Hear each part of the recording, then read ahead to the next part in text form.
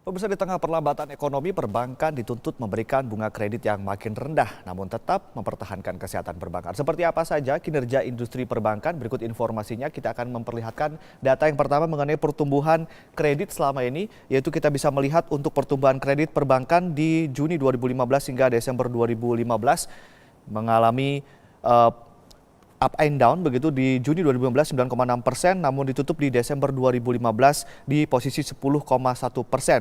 Jika dibandingkan dengan bulan atau tahun 2016, di Januari 2016 9,3%, Februari 8,1%, Maret di 8,4% dan April mengalami penurunan 7,7% dan mengalami peningkatan sedikit di bulan Mei dan juga di bulan Juni, yaitu di posisi 8,9%. Ini adalah data terakhir yang kami miliki di tahun 2016.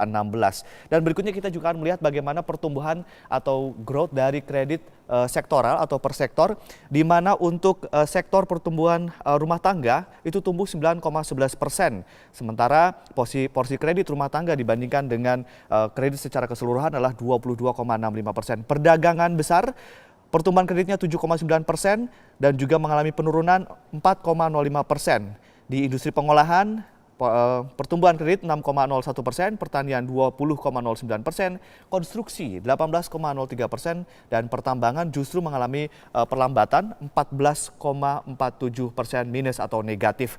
Dan untuk pertambangan, porsi kredit dibandingkan dengan kredit secara keseluruhan adalah 2,88%.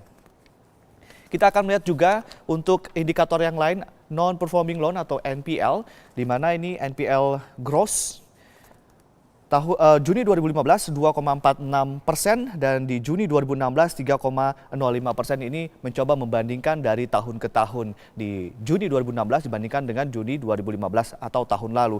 Sementara untuk posisi NPL gross month on month dari Mei 2016 dibandingkan dengan Juni 2016, di mana Juni 2016 NPL atau potensi kredit macet atau non-performing loans itu sekitar 3,05% dibandingkan dengan Mei yang tumbuh atau ada 3,11%.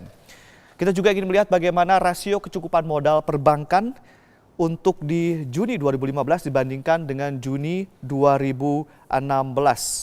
Juni 2015 dan Juni 2016 bisa kita lihat di Juni 2015 14,09% untuk CAR-nya, lalu di Juni 2016 22,56% year on year, sementara untuk month on month di Juni 2016 22,56% jika dibandingkan dengan bulan sebelumnya di tahun yang sama 22,41%. Kita juga ingin melihat bagaimana dana pihak ketiga, atau ini kita ada data terlebih dahulu mengenai net interest margin di Juni 2015 5,32% dibandingkan dengan Juni 2016 atau tahun ini sebesar 5,59%.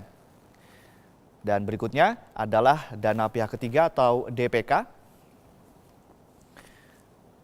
Ya, ini bisa kita lihat grafik perkembangan DPK dan juga kredit atau pertumbuhan kredit, di mana kalau kita lihat di penghujung mendekati bulan Juni atau Oktober 2015 hingga Juni 2016 ini terdapat data yang menunjukkan bahwa kredit pertumbuhannya lebih tinggi dibandingkan dengan pertumbuhan DPK, dan periode yang sama juga mengalami hal sama, yaitu di antara periode Juni 2012 hingga bulan Oktober 2014. Hanya saja perbedaannya pada periode tersebut dengan periode yang saat itu pertumbuhan kredit maupun DPK masih dalam angka yang cukup tinggi, namun mengalami terus penurunan hingga Juni 2016. Ini menunjukkan bahwa likuiditas memang menjadi masalah di perbankan di Indonesia.